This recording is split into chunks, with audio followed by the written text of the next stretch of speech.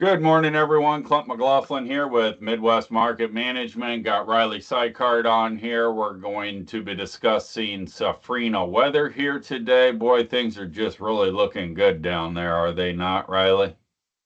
Yeah, this probably isn't going to be a super extended one today. Continuing the theme we talked about on Tuesday, not a ton of big changes and stuff's looking pretty ideal. So as long as that's all right Yeah. with you, let's hop right into it.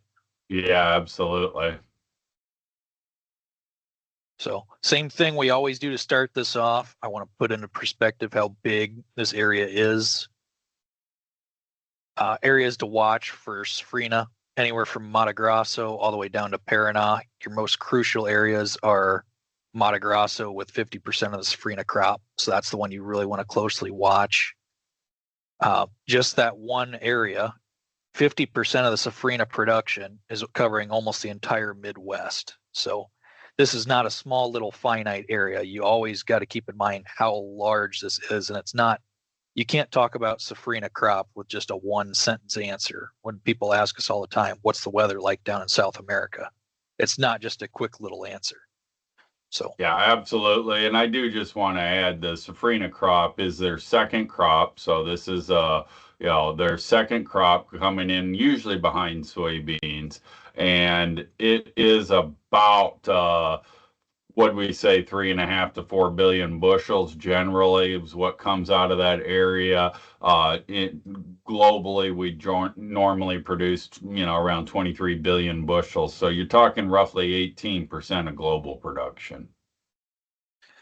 yep, exactly. And looking at planning progress, same thing we looked at on Tuesday. I mean, progress is almost complete. We're looking at 98% compared to last year. We were done, and the 5-year average is 98. So nothing abnormal there. So flicking right into the temperatures, starting out the 1 to 5 day. A lot of temperatures in your Safrinha areas are in the upper 80s, which I absolutely ideal for growing corn. I mean, you couldn't ask for anything better than that. So 1 to 5 day, not a lot of concern there. 6 to 10, showing the exact same thing. I think pretty quick to breeze past this one. Uh, and one thing that is important, previous 13-day rainfall. You can see there has been rain in now almost all the Safrinha growing regions. Everything's at least gotten enough to keep the crop growing and keep it from any stress developing and having any kind of yield potential loss. So right now, everything continuing to look good. Surface soil moisture maps, little bit of dryness to the south, nothing to be concerned about. Same thing with the subsoil. Your Paraná and down to the southern areas of the Safrinha region maybe could use a little bit more moisture in the soil, but overall, not anything to be concerned about, especially when they're getting rains to get them by. So moving into the 1 to 5 day, some smaller chances of rain, not anything crazy, but once again, just continuing to give them enough to keep this crop growing and keep it from having any stress. 6 to 10 day, showing the exact same thing. Not much difference in there at all. Mato Grosso continuing to get a decent amount of rain and keep that Safrinha crop growing at a good rate.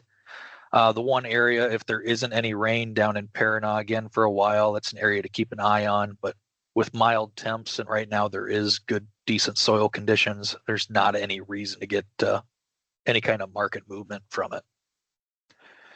So finishing off here, we always like looking at this 1 to 13 day precip. This is a good one to keep your mind in the right place. Clint, you can go into this as well, but pretty clear everything's gotten water. Yeah, I just love the 1 to 13 day precip outlooks, and as well as the past 13 days, because we tend to get uh particularly when we get into US weather as producers and as grain marketers, we tend to zoom in a little too close and look for problems when the reality is that it's 2025, and you almost kind of need to start sighting on the idea that we're going to produce a good crop and not really look for the tiny little problems and realize that, wow, this area is very well watered. going into the current situation, plus more rain in the forecast here. So it's just hard to find anything alarming on a widespread scale. Certainly, there will always be issues, isolated issues, people getting too much rain, not enough. And we're not trying to discount that fact. Just on a widespread scale, boy, this reading is set to ideal. Absolutely. I mean, nothing really crucial to be concerned about on the Safrinha side. Tune in as well. We are doing our U.S. weather right after this, and we actually have some stuff to talk about on that side. So important Yeah. to listen to, get your mindset reeled in. But other than that, on the Safrinha side, that's all I've got.